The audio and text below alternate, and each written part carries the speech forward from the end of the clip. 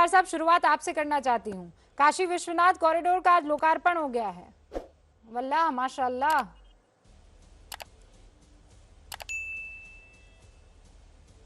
नहीं, तो इससे क्या कहना चाहती हैं? मैं मतलब समझ नहीं पाया आपका। मतलब आप ये बहस क्यों हमारी ले रही हैं? परंपरा है, और ऐसा अगर तो है नहीं कि परंपरा को काशी चमक और विश्वनाथ दमक मंदिर मोदी लगे जी ने बनाया। तो फिर आपको खुश होना मैडम, चाहिए ना। मैंने तो मोदी का नाम ही नहीं लिया है, मैंने तो वल्लाह माशाअल्लाह कहा है। सैयद असीम वकार साहब, क्या बात कर रहे हैं आप? मैडम, और बहुत बहुत मैडम, मैं मैंने नाराज बहुत कब हूं जो मुझे शराफत खुश से होना एक चाहिए? सवाल आपसे किया नहीं था कि मैडम, आज एक बड़ा दिन है, आप इस पर क्या कहेंगे?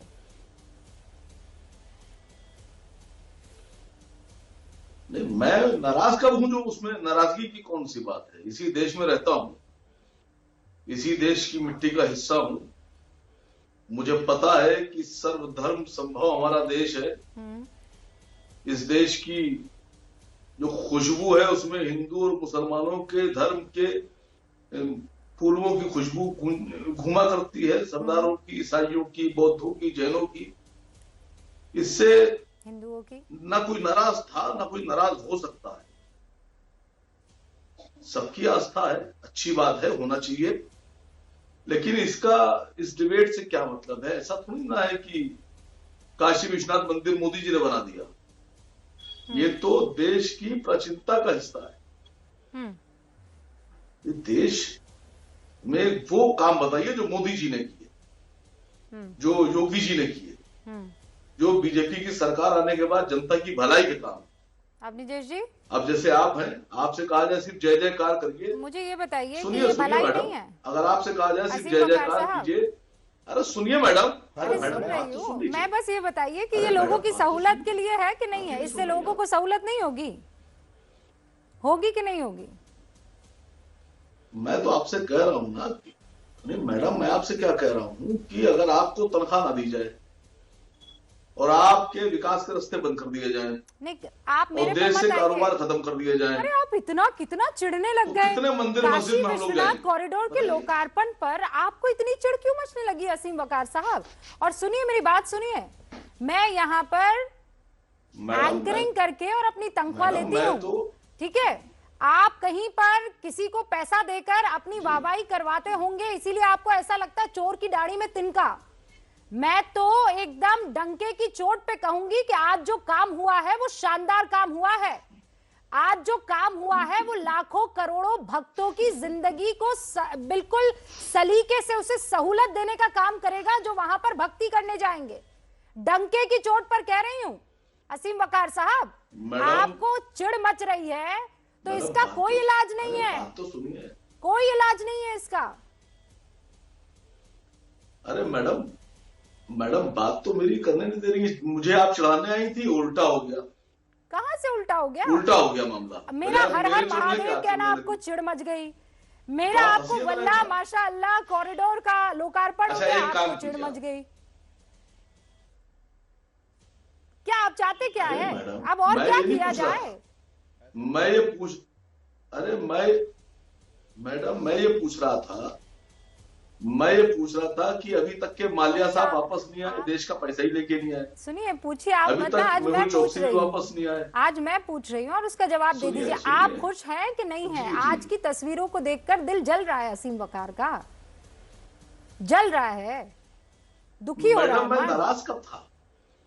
नहीं मैं नाराज, मेरा कोई ट्वीट आया हो, मेरा कोई बयान आया हो, बोलिए। मैं ना दुखी हूँ ना खुश हूँ, आप बोल दीजिए। मेरे राष्ट्रीय अध्यक्ष ने कोई बयान दे दिया हो, समझ में आ जाएगा, समझ में आ जाएगा। मेरे राष्ट्रीय अध्यक्ष ने बयान दिया हो, मैंने दिया हो, तो बताइए। मैं तो आपसे ये पूछ रहा हूँ। बाकी सारी जगहों पर आपके बयानात आ जाते हैं, आज की तारीख में आप परंपरा को आगे बढ़ाता हुआ कोई मौका हो वो कैसे आ जाएगा? आपके मुंह से कैसे निकल जाएगा? आपकी उठ तोड़ने फोड़ने वाली राजनीति फिर नहीं चल पाएगी ना वकार साहब। प्रोफेसर अवनीश कुछ कहना चाह रहे हैं आपको? बात तो सुनिए मैडम। सुन लिया ना सर, आप कितना सुनूं? काम की बात करेंगे तो सुनूंगी, अब और तो नहीं सुन सकती ना मैं। अवनीश जी, मैं आपके जाल में नहीं फंसने वाला। अरे आप कोई मछली थोड़ी है जो जाल में फंसेंगे। रुबिका जी, मैंने आपको कहा आप मछली है। रुबिका वकार साहब काहे फंसेंगे जाल में जबरदस्ती? हाँ भाई अवनीश जी। रुबिका जी नमस्कार, बहुत बहुत बहुत बहुत बहुत बहुत धन्यवाद इस शो में अपने मुझे सम्मिलित करने के लिए।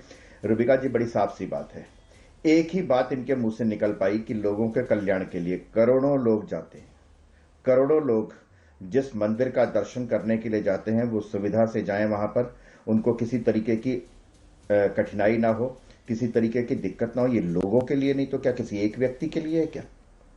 लेकिन सैयद असीम वकार के मुंह से अगर गलती से भी एक बात निकल गई तो वारिस पठान की तरह इनको माफी मांगनी पड़ेगी गणपति पापा मौर्य करने के लिए। आज बोल नहीं सकते। वो तो ऐसा है ना, वो 1000 BC ईसा पूर्व समाजवादी पार्टी ने कर दिया था ये। उन्होंने तो शुक्र ये नहीं कहा, उन्होंने कहा हमने अपने संकल्प, हमने अपने घोषणा पत्र में घोषणा की थी, इसलिए हो गया काम, हमारा काम हो गया। जवाब दीजिए मनोज काका। में तो आपने पता नहीं ना जाने क्या क्या कहा था। आपने ना एक्सप्रेस बनवाया, ना आपने एम्स बनवाया, कुछ नहीं बनवाया आपने। एक इंच का काम नहीं किया आपने। पैसे खा गए ऊपर से अग्निवेश जी, पैसे और खा गए। ओके, अग्निवेश जी सुनिए। अग्निवेश जी, मुझे हैरानी हो रही है कि आप पत्रकार की हैसियत से और नाम सही ले लीजिए। पत्रकार नजर आ रहे हैं। रुबिका जी इनको कहिए कि नाम कम से कम सही ले लें। आप अपने संज्ञान, आपके संज्ञान हेतु बताना चाहूंगा कि अगर बनारस का आप भ्रमण किए होते तो जो काशी की नगरी है वहां हरिश्चंद्र का सत्य भी परखा गया और वहां झूठ नहीं बोला जाता है, न झूठ सहा जाता है देवाधिदेव भगवान महादेव के नगरी में। और आप जैसे लोग इतने बड़े मंच पर बोल करके और झूठे, क्या ये सच नहीं है कि वहां बरुणा कॉरिडोर समाजवादी पार्टी ने बनाया है? सुनिए, मुजफ्फरनगर के दंगों में ठंड में मरते हुए लोग और सफाई में नाच होता रहा, करोड़ों रुपए खर्च कर दिए गए, बॉलीवुड से मंगाए गए लोग। मनोज काका मेरी बात सुनिए, एक सेकंड रुकिए, मुजफ्फरनगर के दंगों में मनोज काका मेरी बात सुनिए। अगर इसके जीर्णोद्धार की रस्मों अदायगी शुरुआत उसकी अगर समाजवादी पार्टी करती है तो आज तो आपको डबल खुश होना चाहिए। आप क्यों नहीं खुश है? आप क्यों ये कह रहे हैं कि हाँ ये तो हो गया वो हो गया, लेकिन जरा इधर की बात कर लीजिए, आप उस पर टिके क्यों नहीं है?